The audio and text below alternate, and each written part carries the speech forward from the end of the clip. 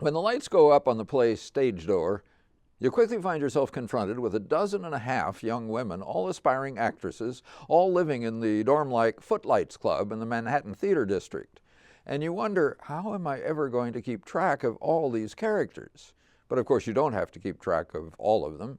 Playwrights Edna Ferber and George S. Kaufman soon make it clear who is first among equals. That's Terry Randall, a young woman from the Midwest with a fierce determination to succeed in the theater. So far, like almost all the girls in the house, she's spent most of her time pounding the pavement of the theater district, going to auditions, winding up with the occasional small part in a show that closes almost before it can open. One of her roommates, Jean Maitland, wins the big prize, a 7-year contract with a Hollywood studio, and becomes a star. Terry has a boyfriend, Keith Burgess, a young writer of fiery commitment to the cause of the proletariat. But when his first play is a big hit, he shows up for opening night in top hat and tails and is soon off to the West Coast himself. Terry, offered a contract there, refuses it in a long, clearly reasoned speech about why the only real acting she wants is on a stage before an audience that responds to what you're doing, not doing brief bits in the isolation of a soundstage. Terry catches the eye of David Kingsley, a big movie producer who had started out on Broadway. He finds both her and her arguments appealing. Stage Door was written in 1936, when the balance of power in the entertainment world was beginning to shift from east to west, and playwrights Ferber and Kaufman wove several comments about the two worlds into their script. It's a thoroughly enjoyable script, and they managed to give individuality to each of those young women.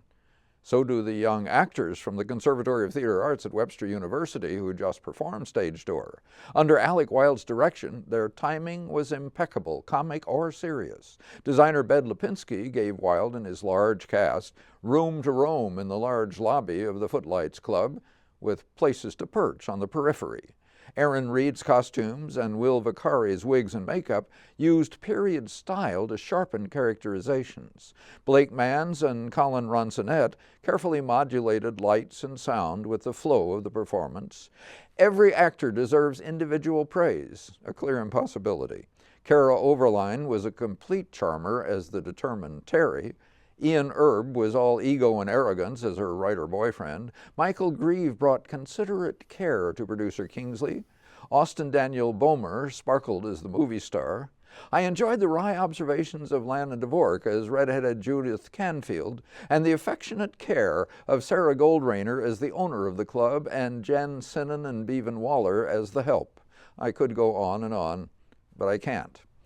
It's great to have places that can still do plays like Stage Door and do them well. Oh, this was just a terrific show, and I did have to identify everyone for the B-roll that we're going to have to cut into the show, but it was worth all the trouble. Yeah, they did wonderful work.